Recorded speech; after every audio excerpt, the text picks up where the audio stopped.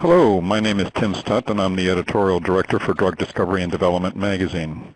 I want to welcome everyone to today's webinar sponsored by BMG LABTECH titled Enhanced Protein-Protein Interactions in Living Cells Using the NanoBRET Assay and CLARIOstar. This webinar will highlight the performance of the NanoLuc BRET Assay from Promega on the new CLARIOstar multimode microplate reader from BMG LABTECH. Among its many features, the CLARIOstar has a revolutionary new type of LVF Monochromator that has adjustable bandwidths from 8 to 100 nanometers. In this webinar, we'll learn about Promega's novel NanoBRET technology using NanoLuc and Halotag, application of NanoBRET measuring protein-protein interactions in living cells, wavelength scanning and luminescence assays, and how to enhance all of your assays with the CLARIOstar microplate reader. Following the presentations, we will have a Q&A segment. I encourage everyone listening to submit questions at any time during the presentation by typing your question into the designated section on your screen. We will get to as many questions as we can during the time allotted. If we don't get to your question, we will be sure to send a reply to you via email after the webinar. The presentation will be available on demand tomorrow, and you will be sent a follow-up email with a link to access the presentation anytime you wish over the next few months. Today's speakers include Dr. Thomas Machlight, who is head of the Cell Biology Advanced Technology Group from Promega Corporation. Previously, Dr. Machlight held positions in research and development at Life Technologies and SADA Therapeutics, Johnson & Johnson Pharmaceutical Research and Development. He earned his PhD in immunology from the Technical University of Munich in Germany, his postdoc at UT Southwestern Medical Center, and an MS Biology from the University of Tübingen. Also presenting today is Dr. E.J. Dell, who is the International Marketing Director for BMG LABTECH GmbH and has been with the company for 7 years. Previously, he was an application scientist and a business development manager for BMG LABTECH. He holds a BS in chemistry from the Pennsylvania State University and earned his PhD in biochemistry from the Northwestern University Medical School in Chicago. He has previously worked as an adjunct professor, a toxicologist, a science writer, and an organic chemist at various places including Pfizer, DuPont, and Penn State University. And now let's begin our webinar with Dr. Machlight. Thank you, Tim, for the introduction. I would like to thank the organizers for giving me the opportunity to present my work here. I will be talking today about Promega's new emergent NanoBRET technology platform for the analysis of protein-protein interactions in living cells. So the first slide shows basically generally how BRET works. BRET is just a particular version of resonance energy transfer. And resonance energy transfer is a physical phenomenon in which energy is transferred in a non-radiative fashion between two luminophores. Now, what makes it so suitable for measuring protein-protein interaction is the fact that this energy transfer happens only over very short distances. As a matter of fact, you won't see much energy transfer happening in distances greater than 10 nanometers. In addition, energy transfer is also exquisitely sensitive towards changes in proximity or distance. Energy transfer efficiency is inverse proportional to the 6th power of distance. Additional factors that play a role in the efficiency of energy transfer is the geometry of the dipoles of both luminophores and then spectral overlap. Next slide, please. So in this first diagram, you see basically how the spectra of the two luminophores align with each other. In blue, you see the donor, the emission spectrum of the donor, and of course, as opposed to fluorescence energy transfer, in bioluminescence energy transfer, you have only the emission of the donor, and you don't need to concern yourself with the excitation of the donor, since the donor is a luciferase. In the dashed green line, you see the excitation of the acceptor. In the solid green line, the emission of the acceptor. And then the cross-hatched area denotes the spectral overlap between the donor emission and the acceptor excitation. Next, please. Next. The second diagram shows is a typical BRET diagram. You see the characteristic two peaks. The peak to the left is the donor peak. The peak to the right is the acceptor peak, which is essentially dependent or shows the actually energy transfer. And the way you measure BRET is essentially you detect or you analyze the donor signal. You can do that by using a bandpass filter that captures part of that spectrum, and then the acceptor signal, and you use either a bandpass or long pass filter to catch basically the acceptor signal. And then the acceptor signal over the donor signal is typically denoted as the BRET ratio. But you see overlaid in this diagram also in the as the blue hatched line or blue dashed line, the donor emission. And you can see, and that is the blue cross-hatched area, that there's a considerable amount of donor signal bleeding into the acceptor signal or into the acceptor channel. And that acceptor, that donor bleeds through is essentially the background. Next slide, please. And what is typically done is to correct for this background by removing the ratio, the BRET ratio of the donor from the BRET ratio of your actual sample. And that is typically called a corrected BRET ratio. Now, there are a number of advantages for the analysis of protein-protein interaction that BRET has over alternative methods, and I'm trying to outline them here. Next, please.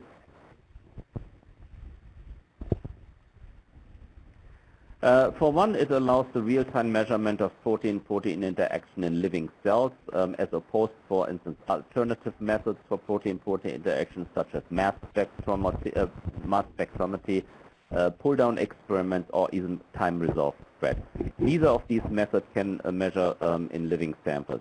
The second is that BRET is in general a ratiometric assay format which insulates against variations in cell number and expression, as opposed to intensity-based formats which are sensitive to all of these variations. And an example for that would be protein complementation. Next. As said before, it's extremely sensitive towards changes in distance, so you can very clearly denote the distance between two complexes. On the other side, mass spec and pull-down experiments are likely to pull down everything that is even loosely attached, so there is a certain amount of noise you're pulling through. Next. Another advantage is that there are no physical interaction between donor and acceptor, so there is no influence of your measuring system on the kinetic and the affinity of your two partners. That is, for instance, can be a problem in protein complementation assay. Next.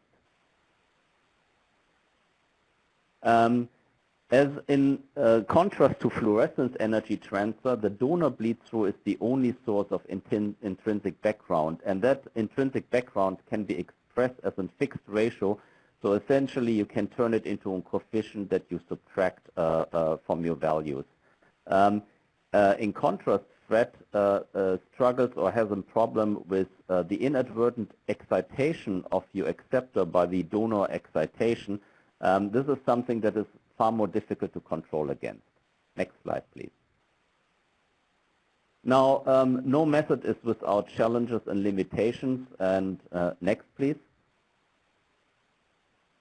One of the main challenges in the current application of BRET is the relatively poor signal strength of current donors, mostly ALAC and ALAC8, so basically derivatives of vanilla luciferase are used. And that comes, and that poses some problem and comes with a number of consequences. Next. For once, if you have a poor donor signal, you generally need to maximize spectral overlap, because in general, your acceptor signal will be far weaker than your donor signal. So if you have a relatively poor donor signal, you need to preserve or need to transfer as much energy as possible in order to stay in the detectable range for your acceptor. That, on the other side, will result in a limited dynamic range, which I will further explain in a few slides. It also requires relatively high donor expression levels. Once again, if you have a relatively weak signal, you can boost that by expressing your reporters at high enough levels. However, that comes with a number of liabilities. For one, high expression levels are often associated with biological artifacts, and that also provides excessive free donor, which contributes to background. Next. Once again, if you need high expression levels, you're pretty much limited to easy to transfect cell lines, or you have to go through the pain to essentially make stable cell lines. Next. A more principal limitation of using BRET is that you require engineered reporters and engineered cells. So there is currently no way that you can read out endogenous proteins. That is, of course, in strength of pull-down experiments and mass spectrometry. So if your goal is to read out interactions of endogenously expressed proteins, BRET isn't a method that's going to work for you. Next, please. Now we'll give you a brief overview over the constituents of our new NanoBRET technology. So on the donor side, we have the new NanoLuc luciferase, which was released by Promega about a year ago. It is a very bright luciferase with glow kinetics. It is about 100 times brighter than ARLUC and about 30 times brighter than ARLUC8. It's a very small reporter, which is, of course, desirable, so there is less chance of the reporter to sterically impair interactions or impair functions of proteins. It has extremely high physical stability, and that I will show you a little later how that is advantageous. And it's highly adaptable for high-throughput formats. Next. On the acceptor side, we use the Halotag labeling system. That gives us, of course, the opportunity to optimize our acceptor because the Halotag labeling is a protein fusion tech that is engineered to covalently bind in synthetic Halotag labeling and chloralkane derivatives. The binding is very rapid and very selective. And we screened a large number of different ligands, and we came up with a ligand we call now NanoBRET 618, which is spectrally well resolved from the donor, NanoLuc donor. And you can see that in the diagram on the right-hand side. You see the donor emission in the black curve, and then the acceptor excitation in the dashed green curve, and the acceptor emission in the red curve. And you can see that the spectral overlap is relatively small, but keep in mind that you have so much more light available with NanoLuc that you can afford to sacrifice some of the light in order to achieve better spectral separation. Next slide, please. Next. Now I want to talk about some of the advantages of NanoBRET technology compared to existent BRET technology. For once, it is, you have a large spectral separation between acceptor and donor, which results in an improved dynamic range. Next. The bright donor signal, of course, enables you now the use of relatively weak promoters or diluted DNAs for physiological expression level. It allows you the use of small cell numbers if you have precious samples, or alternatively high-density plate formats like 384 well plates.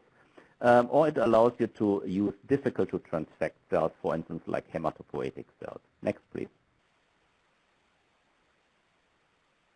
Also, the Halotag gives you an intrinsic negative control.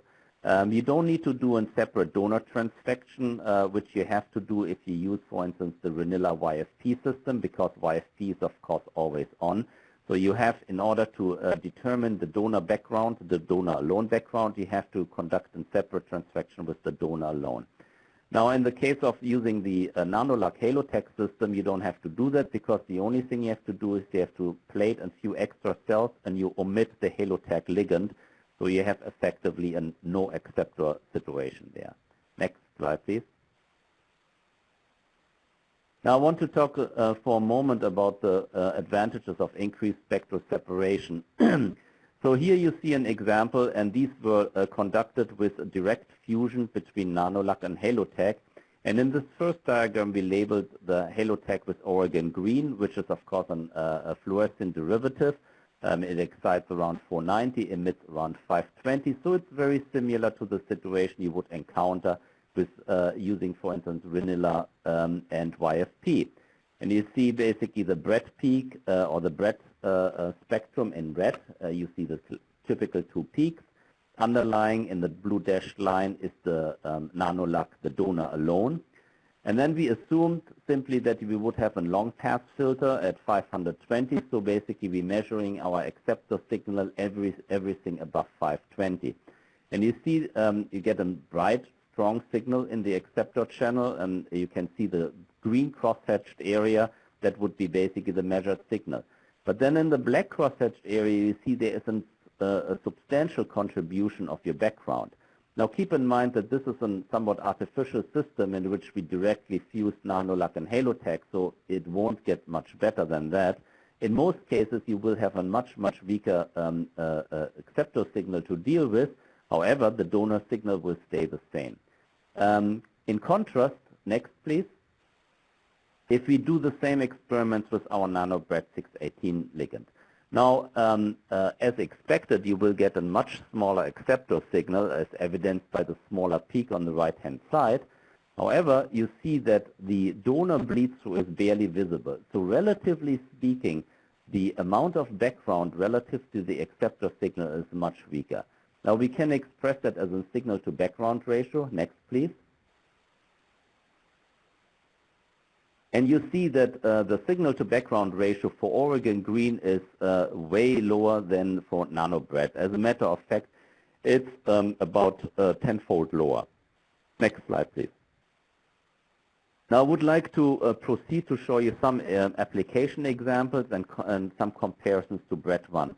So in the beginning, for the first set of experiments, we used a tried and true system, which is basically FKBP and FRB. FKBP is on cyclophilin. FRB is the FK506 binding domain on mTOR.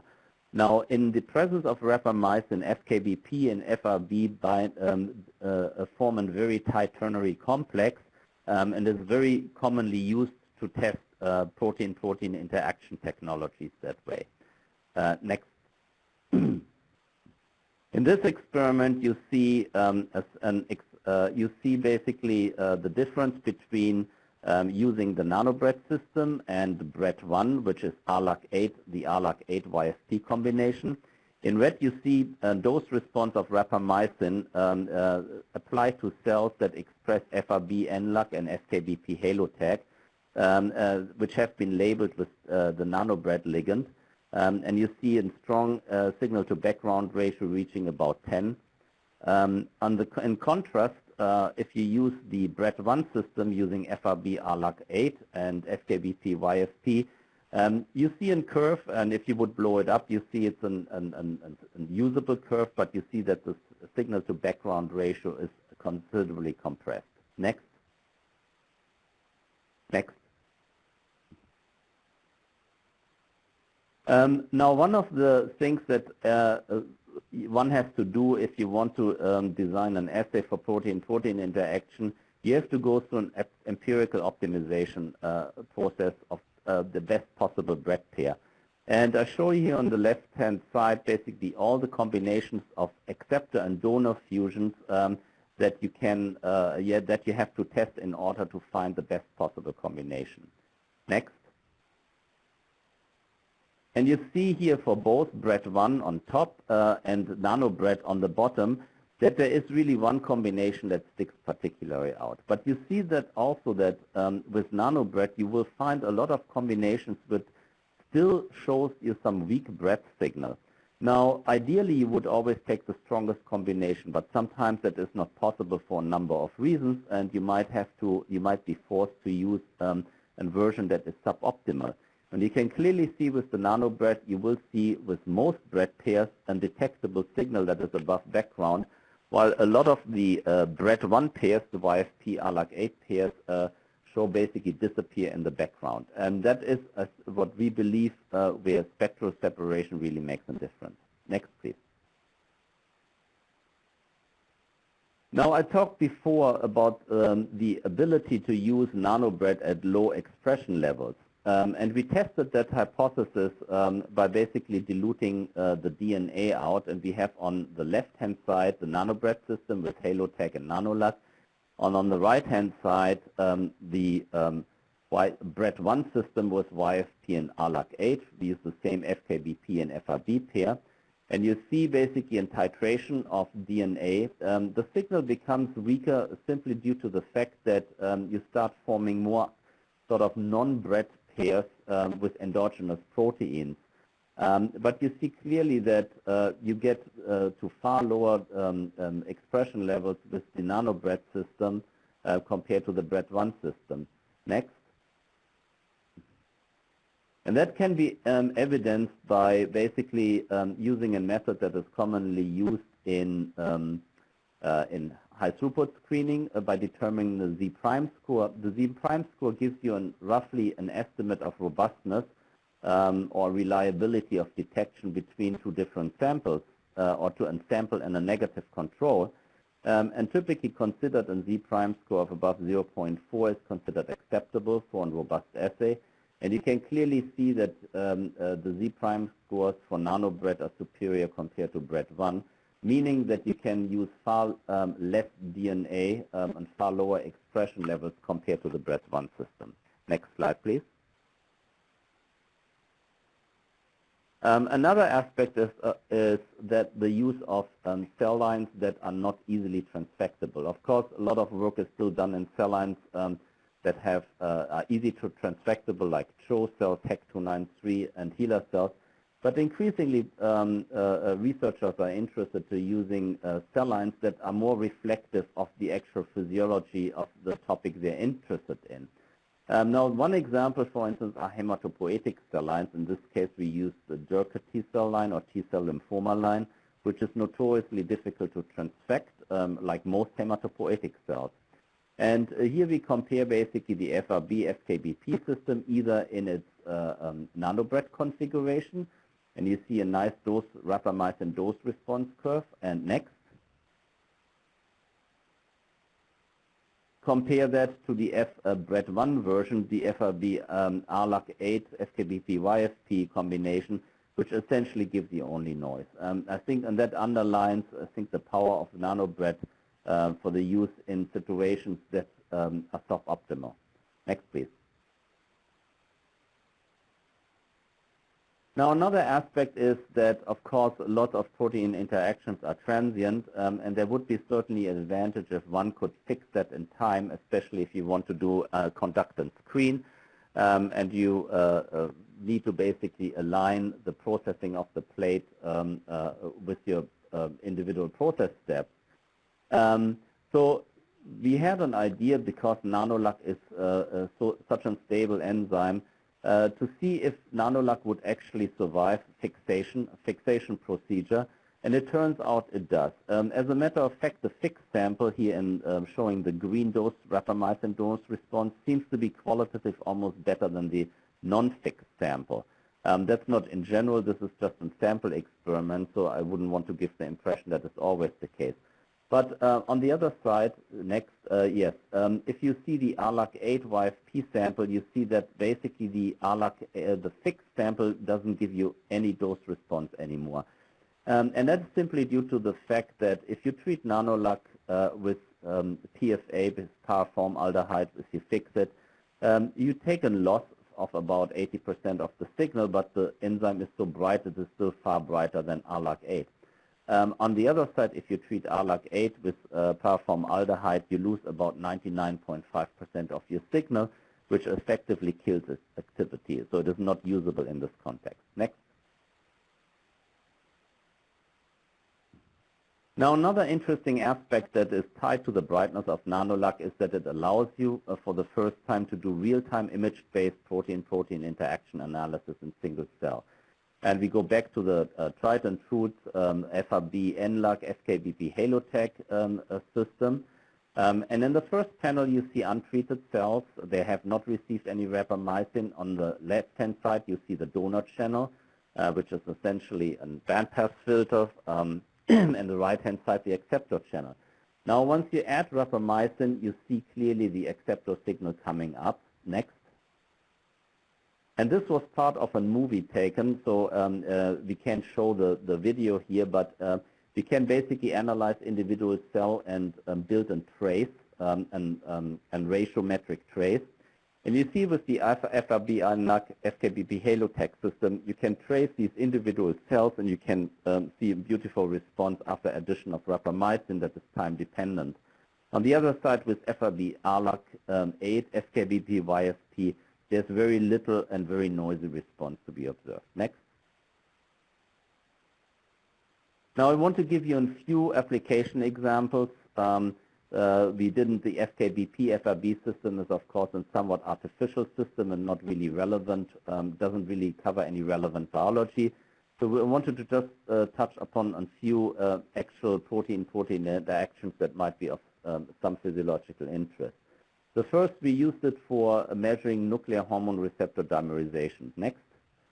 Of course, upon the addition of an agonist, these nuclear hormone receptors dimerize, homodimerize, or some of them heterodimerize, and some of them transfer then in the nucleus. So we tested this with the estrogen receptor, and you see a nice dose response in change of BRET ratio in response to beta-estradiol. Next. And we did it also with the glucocorticoid receptor, and upon addition of a dose response of dexamethasone, you see an increase in BRET ratio. Now the interesting thing here is, next, you can actually combine that with an image-based analysis, and that just shows you the NanoLuc channel. So one of the fusions, the glucocorticoid receptor NanoLuc fusion, and you see the untreated cells where the signal is mostly in the cytosol, but then upon dexamethasone treatment, within about 10 minutes, most of the signal migrates into the nucleus. That gives you just another way of validating your assay in an independent methodology, and that makes NanoLuc so valuable in this context. Next, please. Another way of applying this, applying NanoBRET, is the building of sensors for biological or physiological processes. One would be, for instance, caspase-3 as an indicator, as a lifestyle indicator for activation of caspases. It's simply a NanoLuc Halotag fusion that is separated by a DVD site that is caspase-3 sensitive. Upon caspase-3 activation, this construct would be cleaved and you would see a lot of BRET. Next. You see here an example where we treated cells with increasing concentrations of staurosporin. You see a nice dose-dependent decline in BRET following staurosporin treatment. You see the same if we treat cells with trail. The differential is not as large, but you still see a nice dose response. Next slide. Now, if we compare that to BRET1, next, you see that with BRET1 you see the same dose-dependent decline. However, of course, the plateau is much higher because in this case, if you show it as uncorrected BRET, you basically have a large background to contend with. Another important aspect here is, again, the physical stability of NanoLuc compared to RLAC 8.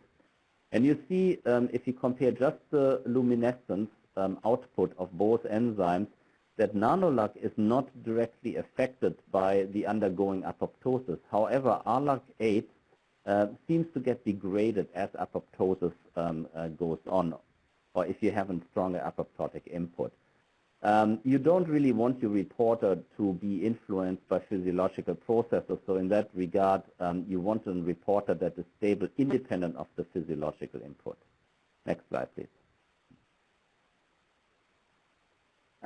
So another example I want to quickly present here for protein-protein interaction is the use for looking at the interaction between GPCRs and beta-arrestin 2.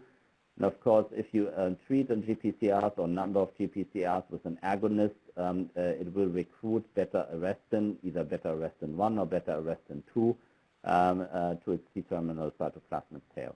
In this case, we fused the different GPCRs to Halotag and beta-arrestin 2 to NanoLuc. And you see, we show you a couple of examples here. Here's vasopressin receptor fused to Halotag and beta-arrestin to NanoLuc. see nice dose-dependent increase in BRET following the administration of serial dilution of vasopressin. The same happens if you use, instead of vasopressin receptor, beta-2 adrenergic receptor, and serial dilution of isoprotenolol produces a nice dose response, an increase in BRET. Next slide. Now, once again, we can use actually imaging to corroborate some of the results. So in this case, we can correlate protein translocation and BRET in the vasopressin receptor 2 and beta-arrestin 2 model. So in the first panel, you see untreated cells. You see bright donor but little acceptor signal. In the second panel, you see vasopressin-treated cells.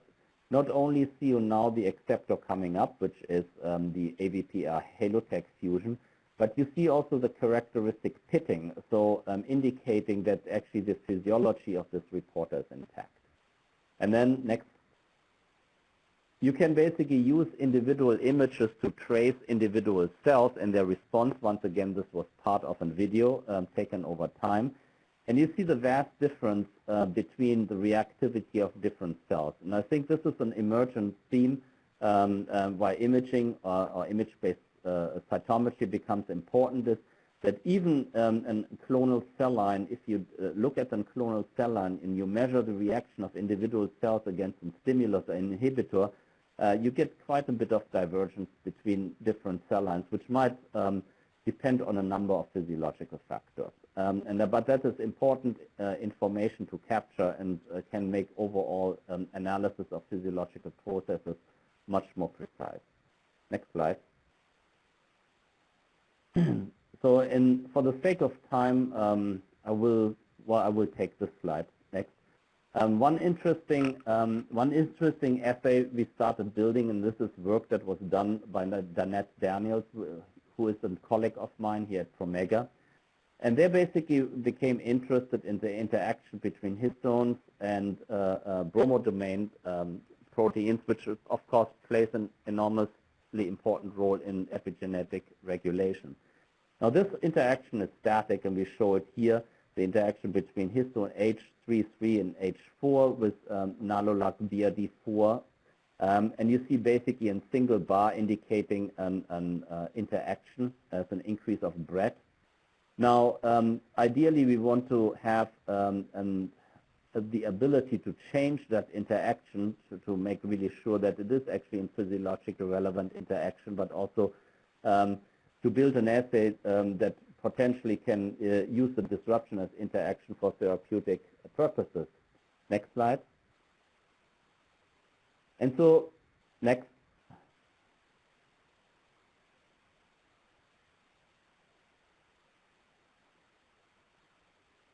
So they treated these samples with a number of known known agents that interrupt the interaction between BRD4 and histone H3. JQ1 out of Bradner's lab would be one. And they're fairly specific for the bromodomains of BRD4, a number of related proteins, but not other proteins. And you can see that difference clearly here if we look at measuring the interaction between NLuc BRD4 with histone H3 or NLuc CBP with histone H3. While CBP is largely unaffected, NLuc BRD4 gets displaced from histone H3, and the same can be observed for histone H4. Next, please. Now, this gives you a brief overlook about some of the work we have done in the past, showing you how NanoBRET can be applied to a multitude of different applications. And hopefully I convinced you that NanoBRET poses a considerable advantage over the current BRET systems. I want to conclude with a number of general considerations for NanoBRET in cell-based assays. First of all, you always should look for basically the best BRET pair by the means of empirical analysis and not make any assumption. It is ideally that you test multiple donor-acceptor DNA ratios to find the optimal range. Test also multiple DNA or concentration or expression levels to see if you're in a physiological range for your system. Of course, endogenous expression levels need to be taken into account because if endogenous proteins pair with your reporter, that will result in a no-BRET interaction. As far as instruments go, we generally recommend filter-based instruments because we need to capture as much light as we can, even with the NanoBRET system. Monochromator-based instruments, they can work under extreme conditions where you have very high expression levels and very large samples. However, in most cases, they won't work satisfactorily. Now, the exception to that is the BMG CLARIOstar, and you basically want to take this opportunity, lead over to the next presentation. I want to just show a couple more slides next. This is the vasopressin HT beta-arrestin 2 model. And you see here the CLARIOstar using the monochromator settings produces a beautiful dose response to vasopressin. You see nice dose-dependent increase of BRET. If you use a monochromator and a couple of other monochromator-based instruments, you see either what amounts basically to noise or a very noisy dose response. Next.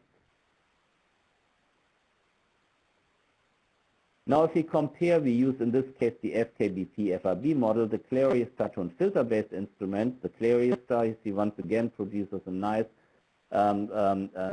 dose-dependent increase of BRET to rapamycin in response to rapamycin. And we use a filter-based instrument, and you see that the quality of data is essentially equivalent. Next slide. I would like to conclude my presentation here by giving credit to a large number of my colleagues here at Promega. The list is too long to read, but it's needless to say that plenty of people are involved to make this work possible. Thank you very much, and I would like to hand it over to EJ.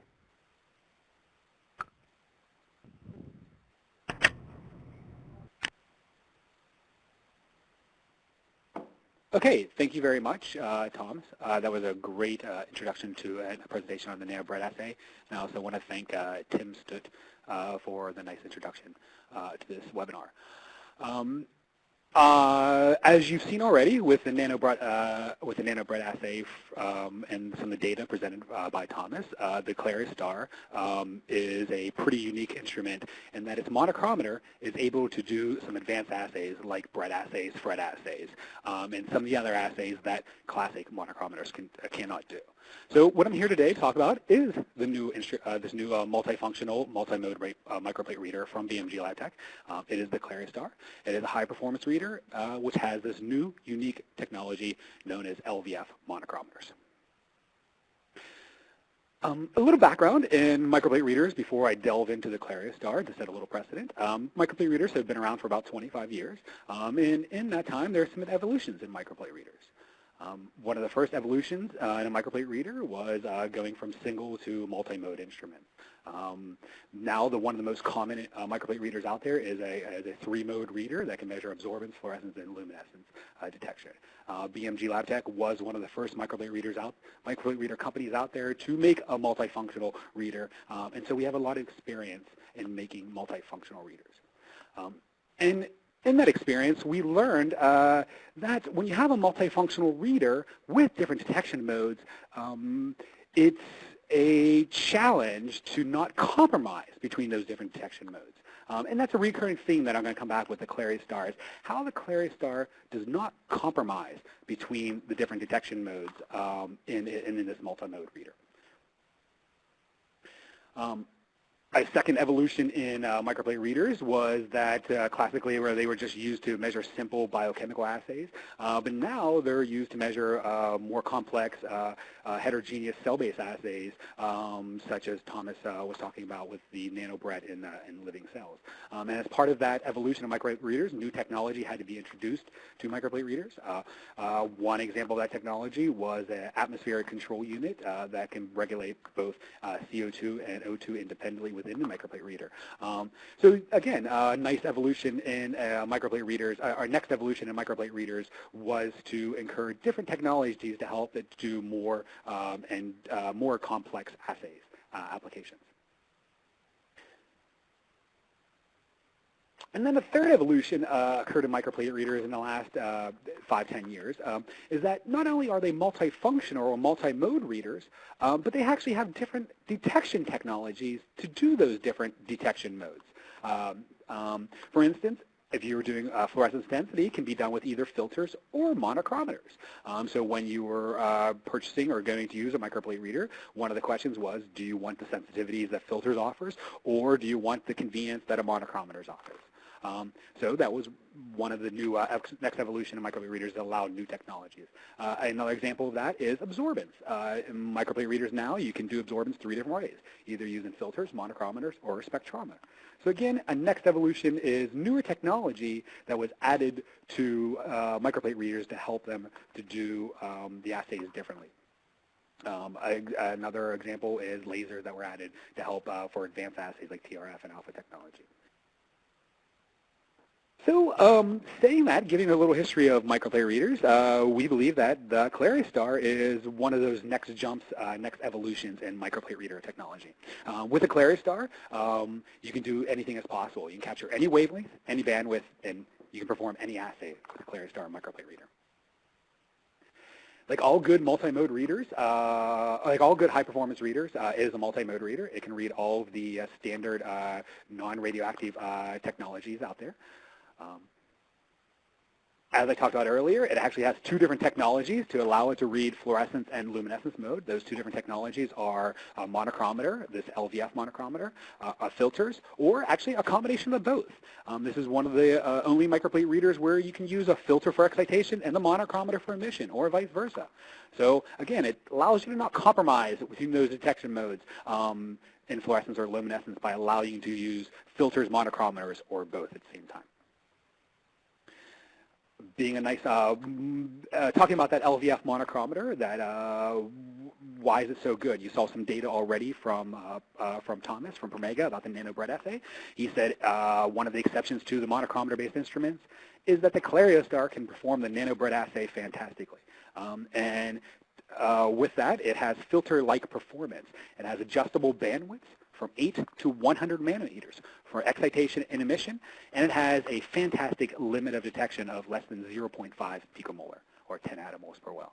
So it's a next-generation monochromator that has filter-like performance in its flexibility and in its sensitivity. And then another third part of the CLARIOstar's technology, or technology found in this reader, besides its LVF monochromator and its filters, is its spectrometer. So what that does is it rounds off BMG's triple detection technology in the CLARIOstar. That is filters, spectrometers, and LVF monochromators. We use the spectrometer for UV absorbance measurements, and that allows you to do instantaneous spectral scanning. You can capture 220 to 1,000 nanometers. That's 780 individual wavelengths in less than 1 second per well. Classic microplate readers use filters or monochromators. You only capture 1 wavelength or 1 or 2 wavelengths in the same amount of time that the spectrometer can capture 780 individual wavelengths. So it's a nice technology to do absorbance in the CLARIOstar, and it rounds out the triple detection technology of filters, monochromator, and spectrometer. Just a couple other points on the reader before I get into more detail about this new technology found in the reader. It has reagent injectors to allow you to do kinetic and cell-based assays. It is a fantastic reader for FP, one of the best readers out there as far as standard deviations of fluorescein.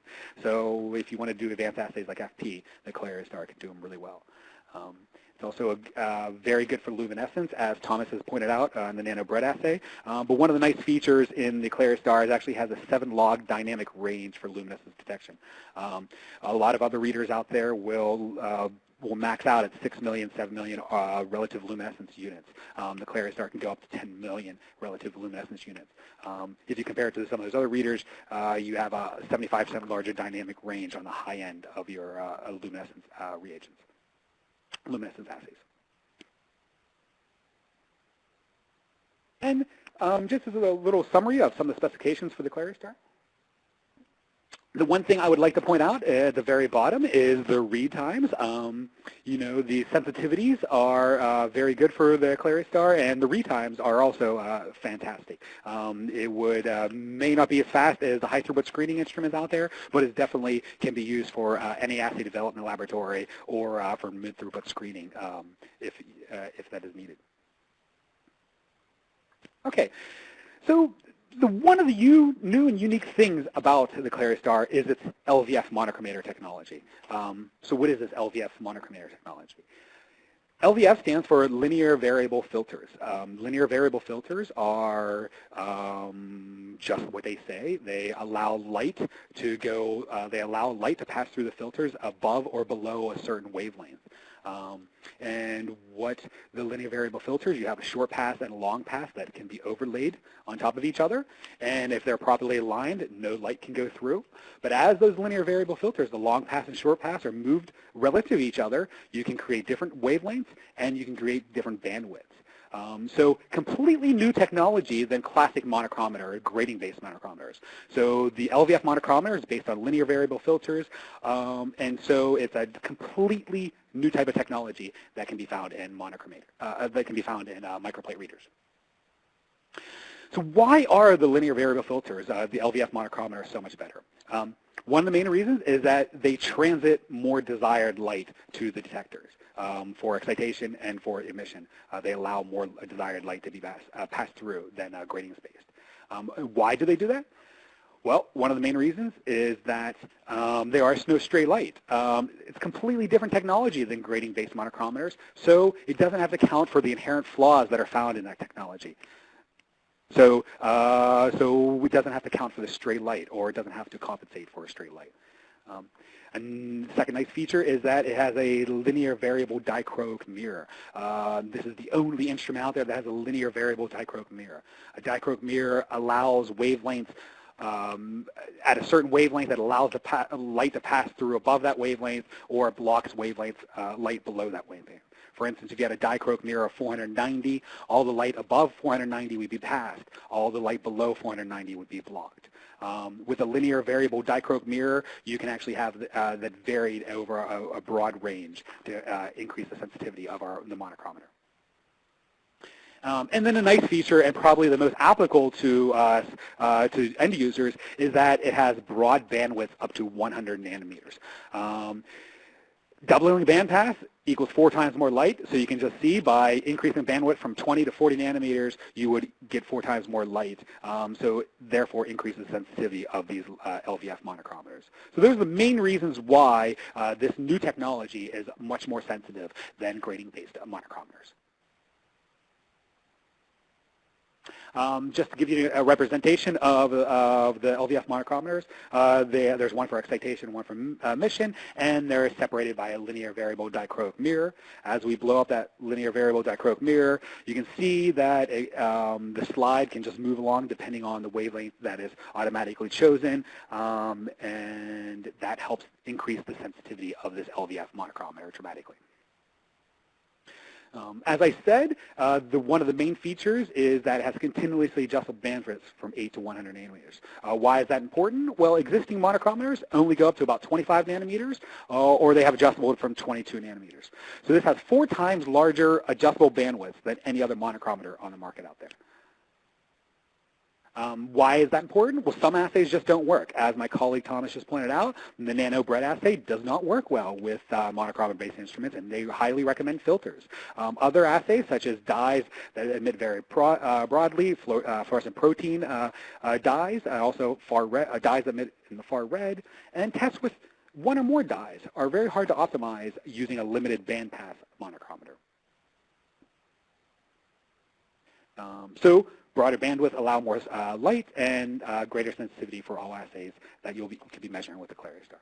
As an example, here is naphthofluorescein with some wide excitation and emission peaks with a 9 nanometer monochromator. You can see that the assay would work, but you got very little excitation and emission energy coming out of it. If you had a fully adjustable bandwidth up to 100 nanometer, look how much more energy you could get for the excitation and for emission out of this particular assay if you used naphthofluorescein. Another particular example is how many users are getting nice pictures with a fluorescent protein assay on their microscope, and they want to take it to a more of a high throughput or get greater numbers to do statistics. So they want to do greater populations in a microplate assay. So when they translate from a microscope to a microplate reader, you can't do that all the time. You can't use a lot of the recommended settings that are recommended by the manufacturer, the microscope manufacturer. An example of that would be blue fluorescent protein. This particular microscope manufacturer would recommend exciting with 37 nanometer bandwidth and measuring emission with a 75 nanometer bandwidth. With common monochromators, you couldn't do that. With a CLARIOstar, you can. And then exactly a third example is the CFP, YFP FRET assay. As my colleague said, it's like making your own filters. You don't have to compromise on -10, -20 filters and have to make your assay work with what filters you have or what's the limitation of your monochromator. With the new LVF monochromator, you don't have to compromise your assay based on your technology. All right, so the LVF monochromator is a really nice feature to the microplate reader, but it's not to the CLARIOstar, but it's not all that it has. One of the nice features of the CLARIOstar to help you do assay development and to help you run the instrument is a nice filter selector viewer. We have an integrated fluorophore and lumiphore library in our software. It's just a drop-down, pull-down menu, and all you have to do is click and drag then the appropriate filters or monochromator settings according to how you want them. And if you needed to add a second dye to your spectrum to see how they would overlay, you can do that in the software. So a very nice feature in the software is an integrated lumiphore and fluorophore library that allows you to optimize your assay very easily using the monochromator with adjustable bandwidth and adjustable wavelengths.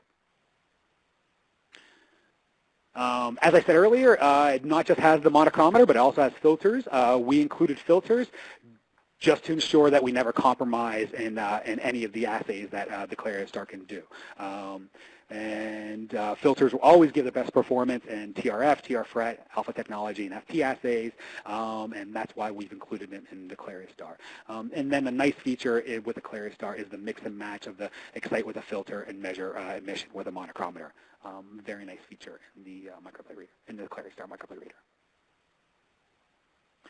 Talking about that sensitivity, here's two other readers in BMG's line. The FlowStar Omega has been out in the market for over 4 or 5 years, and then our FerroStar FS. Both the FlowStar and the FerroStar are filter-based instruments, and you can see where the CLARIOstar stands relative to the limits of detection for fluorescein with its monochromator and filters. So you can see that the CLARIOstar filters are just as sensitive as a high throughput screening instrument, and actually you can see that the CLARIOstar's monochromator is more sensitive than other instruments, filter-based instruments. So it's a fantastic detection for fluorescence sensitivity with using both filters and the monochromator. In summary, I'm not going to hit this slide in summary. I'll just put it up there so you can have it. So it's a fantastic multi-mode reader that does not compromise in any detection nodes based on its triple detection technology and all of the integrated technology inside of the reader. Sorry about this.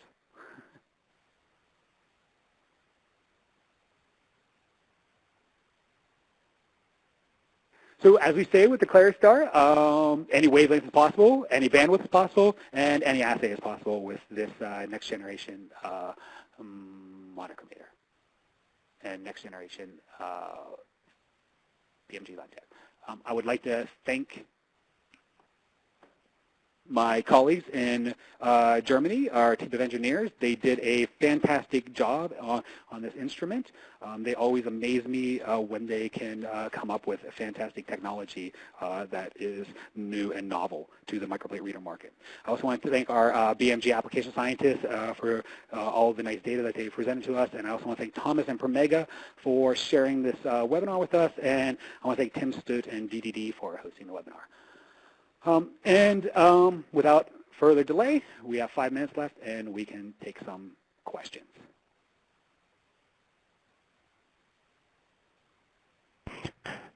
Thanks, EJ. If you want to go through some of the questions that are shown in the queue there, you can go ahead. Either you or Thomas can respond to them. Okay. So the first question is, how do you interpret the interaction in cell-based assays to specific effects in terms of potencies? And this is to Thomas for Promega. Sure. I think there are a number of different ways to go about it in context of the BRET assay.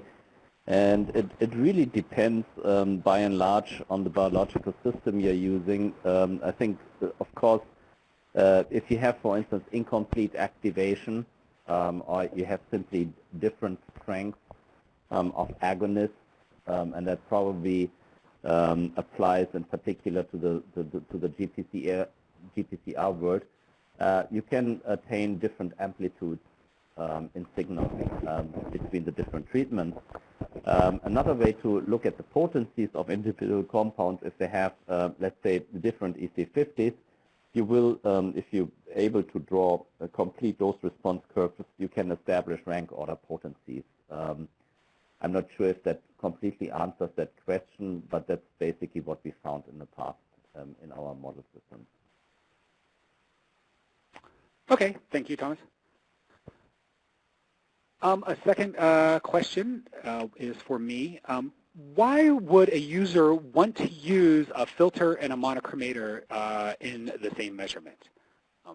Good question.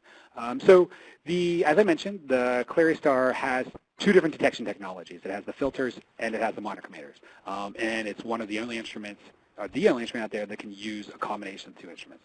Why would you want to do that?